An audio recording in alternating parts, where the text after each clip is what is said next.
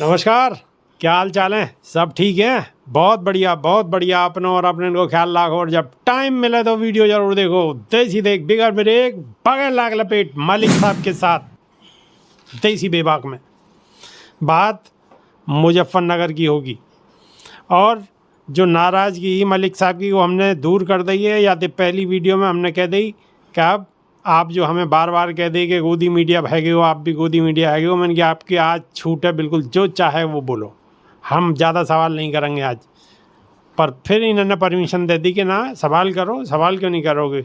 मैंने कहा चलो जी सवाल कर लेंगे। तो बात मुजफ्फरनगर पे होगी, जयंत चौधरी पे होगी, हरिंदर मलिक पे होगी, समाजवादी पार्टी पे होगी और इंडिया गठबंधन पे होगी और विश्व गुरु की पार्टी पे होगी।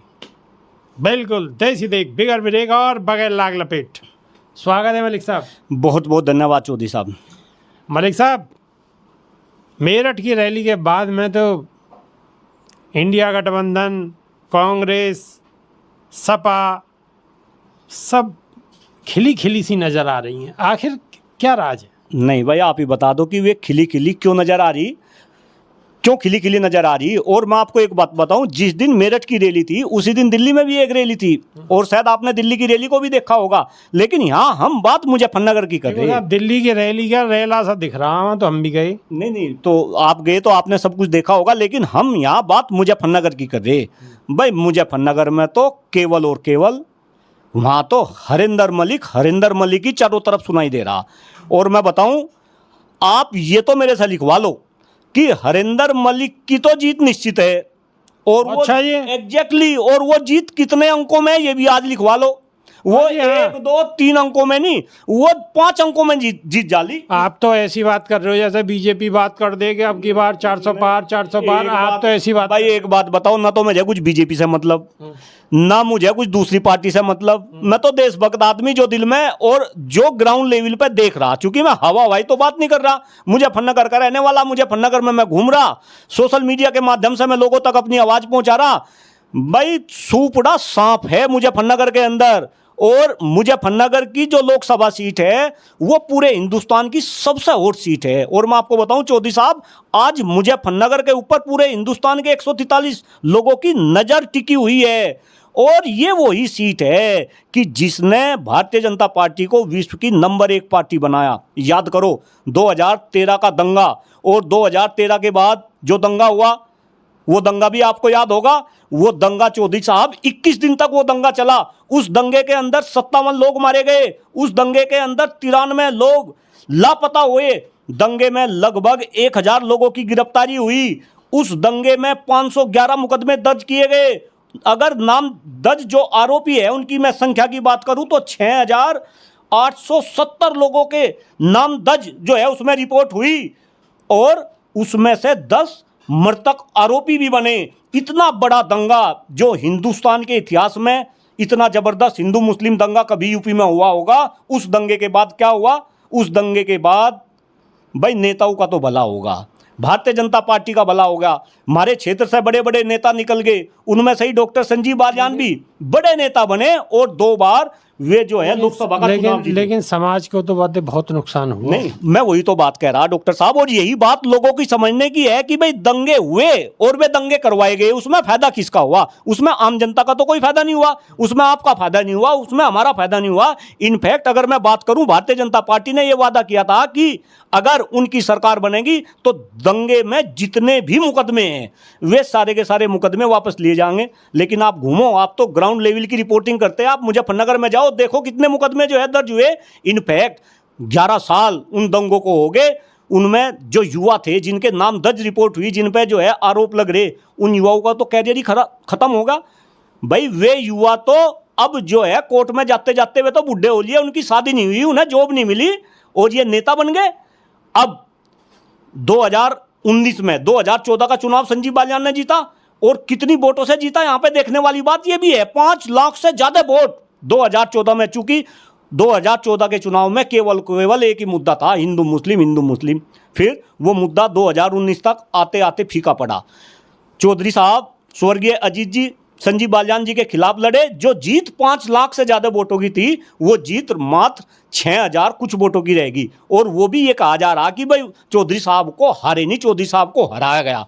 तो इससे अंदाजा लगा सके कि जो डॉक्टर संजीव बालियान 2014 में 5 लाख से ज्यादा से जीते, फिर 6,000 वोट से जीते, तो अब कितनी बुरी हार डॉक्टर संजीव बालियान की होगी, ये शायद ना आप सोच सकते, और भाई इसको तो कोई सोच नहीं सकता। अगर इसे सोच सके तो उसे तो डॉक्टर कुलदीप मलिक सोच सके, क्योंकि डॉक्टर कुलदीप मलिक देख रहा, और डॉक्टर कुलदीप मलिक भारतीय जनता पार्टी के क्रम देख रहा, भारतीय जनता पार्टी की कहनी और कथनी में अंतर देख रहा, और इस कहनी और कथनी के अंतर को डॉक्टर कुलदीप मलिक समझ रहा, और यही बात कहीं ना कहीं क्षेत्र के, समाज के और देश के लोगों तक पहुंचाने की डॉक्टर कुलदीप मलिक कोशिश कर रहा है। जयंत चौधरी लगातार मेहनत कर रहे हैं और बिल्कुल कसम खा रहे हैं कि जी हम तो अब बीजेपी के संग आ गए, आपके तो धुआं उड़ा देंगे, कोई दिक्कत ही ना है, बीजेपी की जीत होगी और बहुत बड़ी विजय होगी। बोलना नहीं जा रहा जयंत चौधरी पर बोलना नहीं जा रहा। 3 रैली होली अभी। पहली रैली जयंत चौधरी की हुई 29 तारीख को, शुरुआत करी उन्होंने कहां से? मेरठ से, अमरोहा से। अमरोहा। फिर 31 तारीख को दूसरी रैली हुई मेरठ के अंदर, फिर एक रैली कल शाहपुर के अंदर हुई। जयंत चौधरी जी जिन मुद्दों पे बोलते थे, मैं मुद्दे गिनवा रहा, वे बोलते थे किसानों पे, एमएसपी पे, वो बोलते थे युवाओं पे, अग्निवीर पे, वे बोलते थे गन्ने पे।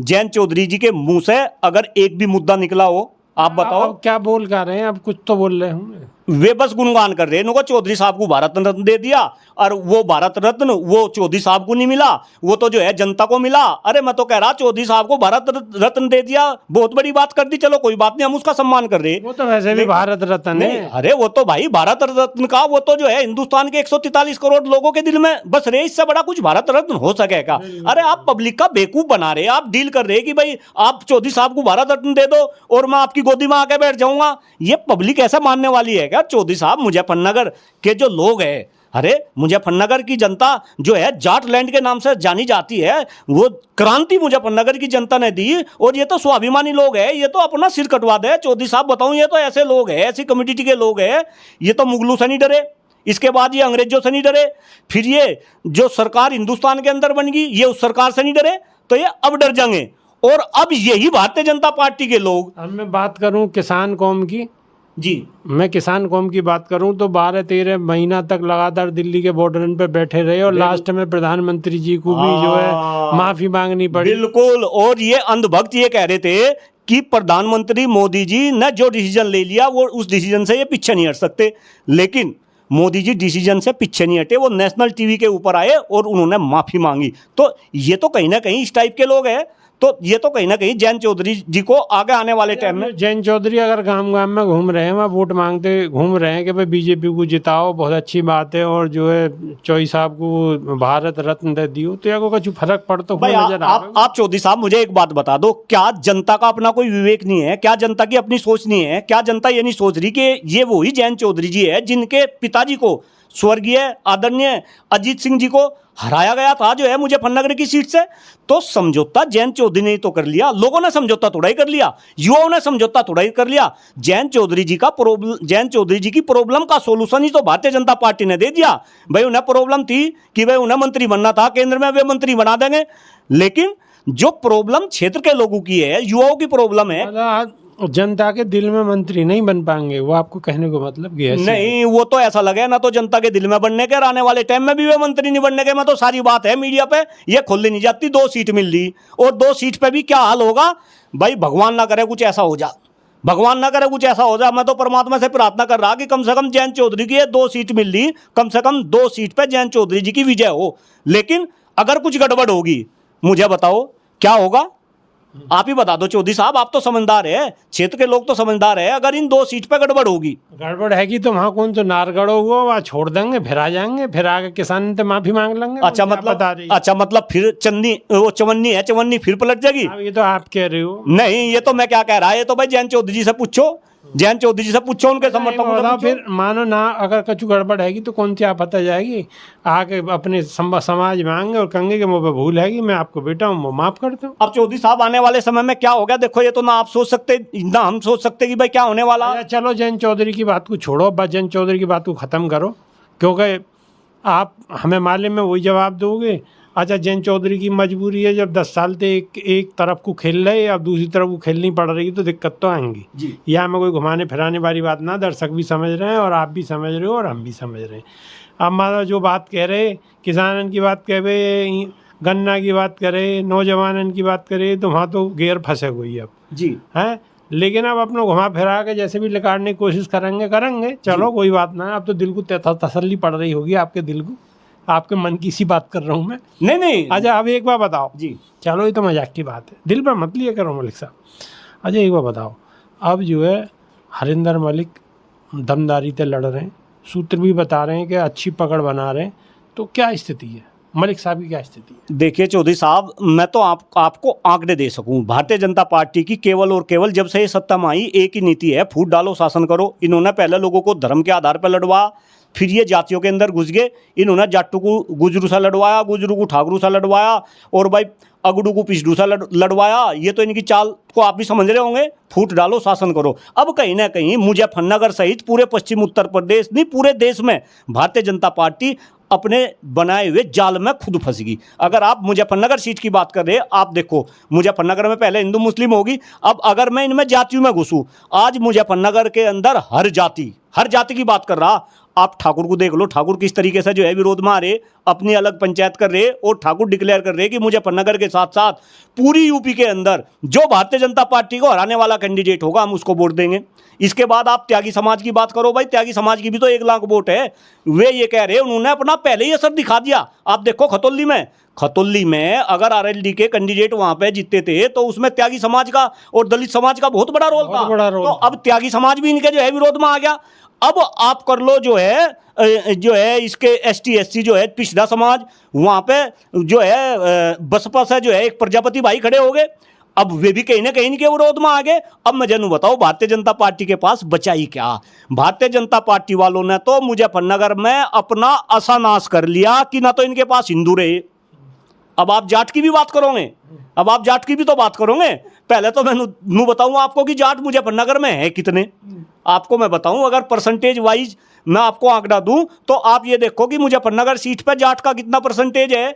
इसके बाद सामान्य वर्ग का वहां पे जो है जाट तो है 12 से 15%, सामान्य वर्ग है वहां पे करीब जो है 40 से 45%। इसके बाद मुस्लिम वर्ग की बात करो, मुस्लिम वर्ग भी वहां 20 से जो है 25%। इसके बाद आप अगर पिछड़े वर्ग की बात करो वो भी 20% से ऊपर है। तो इसका मतलब जाट की तो कहानी खत्म। जाट तो 12 से 15% है और जाट ही 2 कैंडिडेट होंगे। तो मैं आपको ये बताऊं कि जाट का बड़ा रोल रहेगा, लेकिन इतना बड़ा रोल नहीं रहने का। और ये जाट तो भाई नेता तो हमारे इलाके के हरिंदर मलिक है। आप ये देखो संजीव बालियान, अरे जुम्मा कितने दिन से संजीव बालियान आए तो दंगे में संजीव बालियान का नाम चल गया। वो एक बार सांसद बन गए हिंदू मुस्लिम के ऊपर, फिर वे दूसरी बार जो है इन्होंने जो है संसद बनवा दिया भाजपा वालों ने जबरदस्ती। लेकिन नेता तो इलाके के हरिंदर मलिक है, 4 बार के विधायक है, 1 बार वे राज्यसभा से सांसद रहे। उनका लड़का पंकज मलिक वो भी 3 बार विधायक रह लिया। और जिस तरीके से हरिंदर मलिक की एक अलग छाप है, हरिंदर मलिक की तो अपनी सेना है। मैं तो अभी क्षेत्र में घूम रहा और जिस तरीके से उनकी सेना काम कर रही, जैसे राम और रावण में युद्ध हुआ था, उस युद्ध में हनुमान जी की सेना थी। हनुमान जी की सेना लड़े तो राम जी, लेकिन काम किया हनुमान जी की सेना ने। तो ऐसे ही मुजफ्फरनगर के अंदर भी ये समझो कि राम और रावण का युद्ध हो रहा, और उसमें हनुमान जो सेना है, हनुमान जी की सेना है, वो हनुमान जी की सेना हरिंदर मलिक के साथ है, वो सेना काम कर रही। हम और आप जैसे लोग भी, मैं आपको भी कह रहा हूं, उसी सेना का पार्ट है। आप भी कहने कहीं अब हमें तो ऐसे ही उन्हीं की बात करने लगे। हमें तो ऐसे ही चौधरी साहब, हम तो आपकी बातों को देखो, नहीं, हमारी बातों को आगे नहीं चूक। एक बात बताओ, मलिक साहब, एक मिनट मलिक साहब, हम आपकी बात को आगे पहुंचा रहे हैं। देखो मीडिया का काम तो शीशा की तरह साफ है भाई। आपकी ना मैं नहीं मानता भाई, मैं नहीं मानता चौधरी साहब। अगर मीडिया का काम शीशे की तरह साफ होता तो आज देश इतना गुमराह नहीं होता। आज देश जैसे भारतीय जनता पार्टी ने अपने चंगुल में फंसा रखा। एक बात सुनो, मैं सभी मीडिया वालों की बात नहीं कर रहा, आपकी बात नहीं कर रहा। सुनो, एक आध जयचंद तो हर एक जगह मिल जाए। नहीं, यहाँ तो जयचंद ही जयचंद हो रहे मीडिया के अंदर, तो भाई जयचंद ही जयचंद हो रहे। मैं 90% मीडिया अलग अलग मंचों से कह रहा हूँ, 90% मीडिया भारतीय जनता पार्टी का तोता बंडी हो सके उनमें से अपना हो। तो कहीं ना कहीं मुजफ्फरनगर की जैसे मैं बात कर रहा था भाई, मुजफ्फरनगर की जनता तो वेट कर रही कि किस दिन चुनाव का दिन हो और इतनी जबरदस्त हार भारतीय जनता पार्टी को देखने को मिलेगी कि शायद ये भारतीय जनता पार्टी वाले सोच नहीं सकते, ऐसा डॉक्टर कुलदीप मलिक बोल रहा, और ये आंकड़ों के आधार पर डॉक्टर कुलदीप मलिक बोल रहा। वो जी अब आंकड़े के आधार पे मलिक साहब ने तो कह दी है कि जी इतनी तगड़ी हार रहने वाली है बीजेपी के, सुपड़ा साहब अब की बार सुपड़ा साहब मलिक साहब कह रहे हैं। और वहाँ उद्धव ठाकरे कह रहे रामलीला मैदान में कि अब की बार तड़ी पार। अब कौन तड़ी पार और कौन साफ और कौन 400 पार, ये तो आने वाले वक्त में मालूम पड़ेगी। लेकिन मलिक साहब को पूरा हमने टाइम दिया और मलिक साहब ने अपने पूरे दिल की बात निकाली है, लेकिन अभी और रह गई है। तीसरी वीडियो में फिर आपके सामने हाजिर होंगे, जब तक कि नहीं यहाँ देसी देख बिगर ब्रेक बगैर लाग लपेट, बिल्कुल देसी अंदाज में। बहुत बहुत धन्यवाद। धन्यवाद चो साहब।